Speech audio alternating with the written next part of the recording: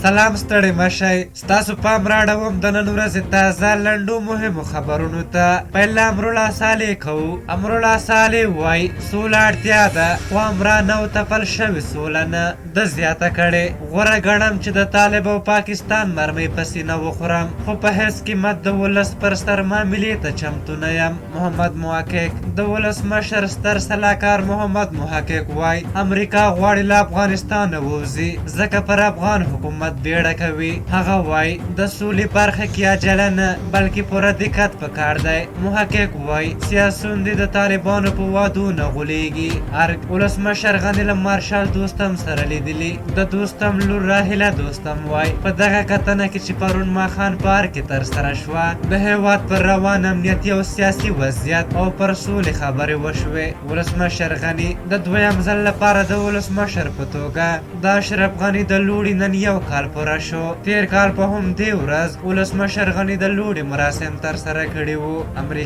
د امریکا د بهرنیو چارو وزارت د خبریالې ملالې میوند په ګډون د افغانستان ووژل شویو ښځو ته د زړورو ښځو جایزه ډالۍ کړه.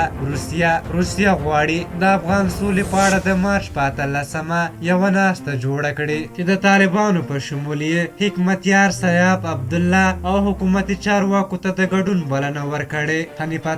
محمد حنیف اتمر وایي د تلپاتې سولې د راوستو او د نظام ساتنې په پار زموږ لومړنی ماموریت د سیمې او نړۍ په کچه د لوی سیاسي اجماع رامنځته کول و چې مهمه بیلګه د جنیوا کنفرانس دی. ملګري ملتونه. افغانستان کې د ملګرو ملتونو استازي دیبورا لیونز دوحې ته تللې. ټاکل شوي چې لیونز به دوحه کې له طالب استازو د حکومت مرکچي پلاوي غړو او همداراز د افغانستان موضوع کې ښکیلو نړیوالو اړخونو سره وویني. او وروستی خبر دا دی چې د اطلاعاتو فرهنګ وزارت سرپرست وایي د 1400 کال په پیل کې به د نوې پیړۍ نوروز د ستر ملي جشن او ټولو افغانانو د جشن په توګه ولمانځو. په هر حال دا د نن ورځې تازه لنډ او مهم خبرونه. تر بیا چې ستاسو شو پړ ته راځم په لیو بخونکي خدای مسپارم. د الله په امان.